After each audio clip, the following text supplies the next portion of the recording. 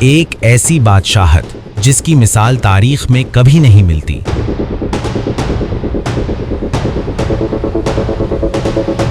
اور ایک ایسا نبی جسے اللہ نے اقتدار، حکمت اور مخلوق پر ایسا اختیار عطا فرمایا جو کسی اور کو نصیب نہ ہوا۔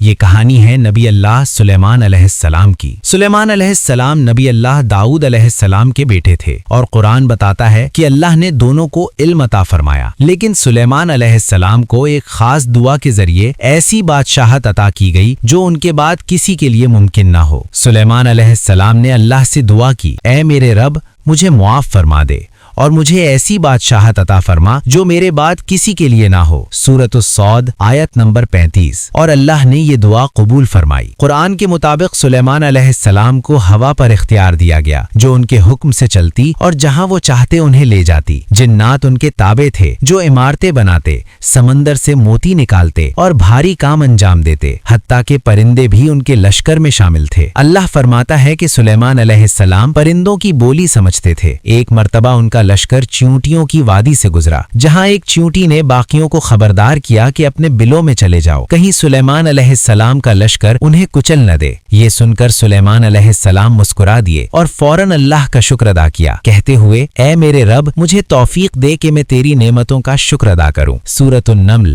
آیت نمبر 19۔ یہ اقتدار غرور نہیں بلکہ عاجزی سکھاتا ہے۔ قرآن ہمیں یہ بھی بتاتا ہے کہ سلیمان علیہ السلام کا انتقال اس وقت ہوا جب وہ لاٹھی کے سہارے کھڑے تھے۔ جنات سمجھتے رہے کہ وہ زندہ ہیں اور کام کرتے رہے، یہاں تک کہ دیمک نے لاٹھی کو کھا لیا اور سلیمان علیہ السلام زمین پر گر پڑے۔ تب جنات کو معلوم ہوا کہ وہ غیب نہیں جانتے۔ یہ واقعہ اللہ کی قدرت اور حق کی واضح نشانی تھا۔ یہ کہانی ہمیں سکھاتی ہے کہ اصل عظمت اقتدار میں نہیں بلکہ شکر، اطاعت اور اللہ کے سامنے عاجزی میں ہے۔